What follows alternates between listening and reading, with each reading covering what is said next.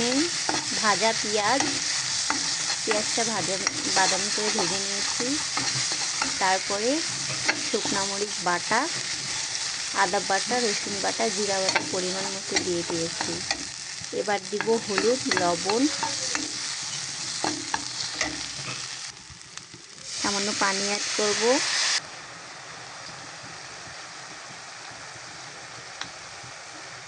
লবণ পরিমাণ মতো,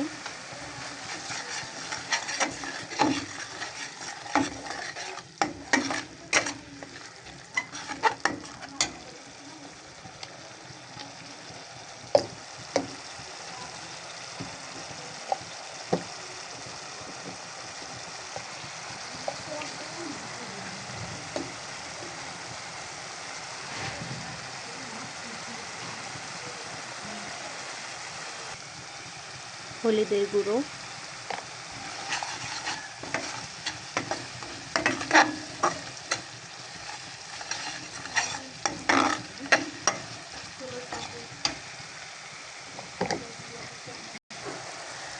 এখানে আমি সামান্য পরিমাণে পানি অ্যাড করে নিয়েছি। মশলাটা খুব ভালোভাবে কষানো হয়ে গেছে, উপর দিয়ে তেল ছেড়ে দিচ্ছে। এবার আমি এখানে দিয়ে দিব কেটে রাখা কাঁচা কলা।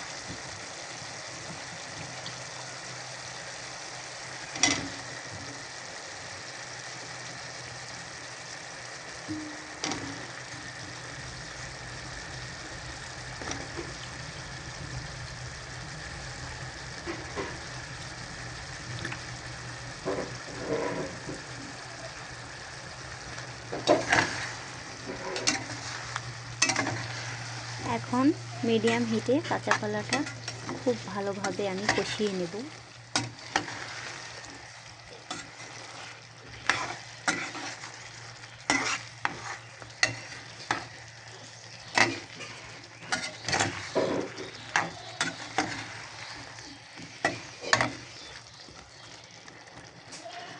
এবার এটা কিছুক্ষণের জন্য ঢেকে রেখে দেব।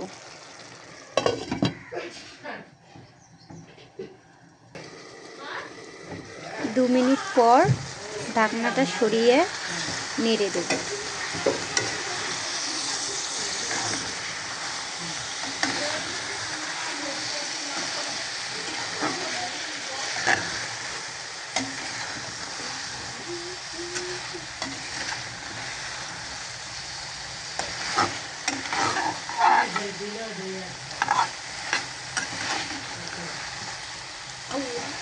কলাটা আমি প্রায় সিদ্ধ করে নেব কষাতে কষাতে।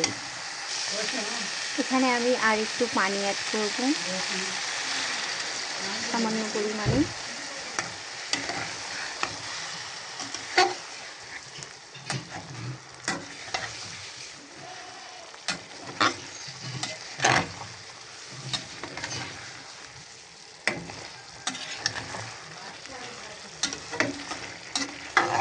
কালারটা কিন্তু দেখেন মাশাআল্লাহ অনেক সুন্দর কালার এসেছে।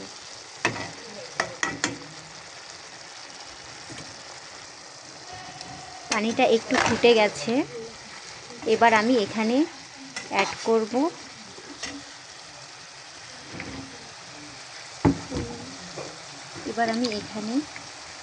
মাগুর মাছ অ্যাড করব।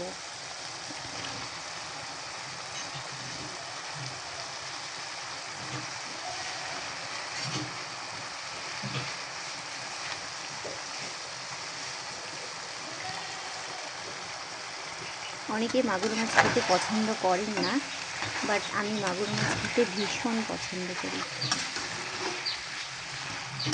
এবার কাঁচা কলার সাথে মাছটা নেড়ে চেড়ে কষিয়ে নেব।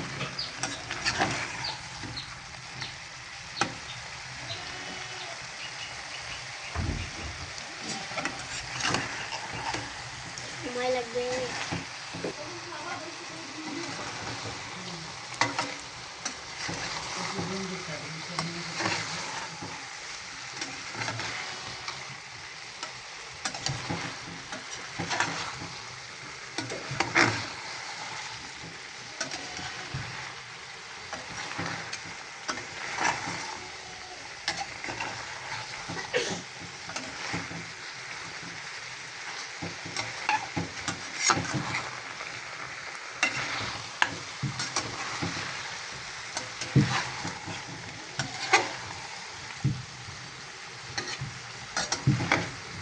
এখানে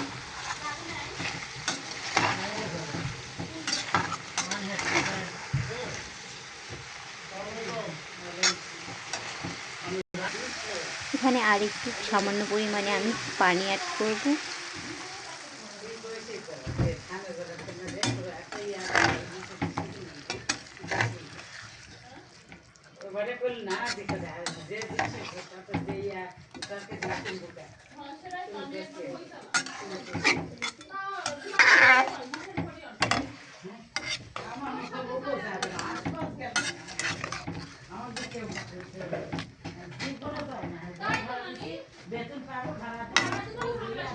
এবার আমি 5 মিনিটের জন্য ঢাকনা দিয়ে দেব।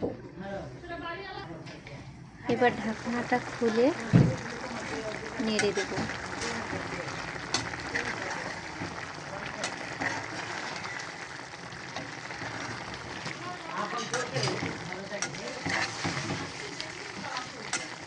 এই রান্নাটা আমি আমার দাদির কাছে শিখেছি। দাদি মাগুর মাছ হইলে সবসময় বলতো যে কাঁচা কলা দিয়ে মাগুর মাছ খাবো। কাঁচা কলা না হলে মাগুর মাছ খেতে চাইতেনই না। যদি টমেটো বা পেঁয়াজ দিয়ে ভুনা করেও দিতাম, তারপরেও বলতো যে কাঁচা কলা হলে ভালো হয়। আরও কিছুক্ষণ ঢাকনা দিয়ে কষিয়ে নেব। 2 মিনিট পর ঢাকনা খুলে আরেকবার নেড়ে দেব। নাড়াচাড়াটা একটু আস্তে আস্তে করতে হবে, তাড়াহুড়া করা যাবে না, তাহলে কাঁচা কলা মাছ দুটোই ভেঙে যেতে পারে। কাঁচা কলা কিন্তু শরীরের জন্য অনেক উপকারী। এতে জিঙ্ক থাকে, আয়রন থাকে, এমনকি মাগুর মাছেও আয়রন থাকে। তো আমি ঝোলের জন্য পরিমাণ মতো পানি দিয়ে দেব।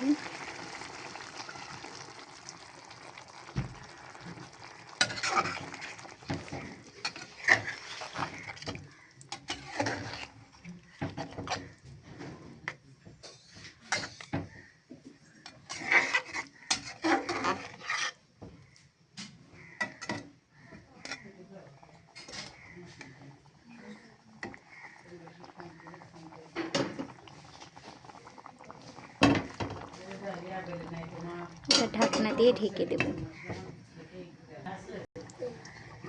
এবার ঢাকনাটা খুলে নেড়ে দেব। আমার তরকারি হয়ে গেছে, এখন আমি নামিয়ে নেব। আর ঝোল কমাবো না, কারণ এই তরকারিটার ঝোলটাই খেতে হয়।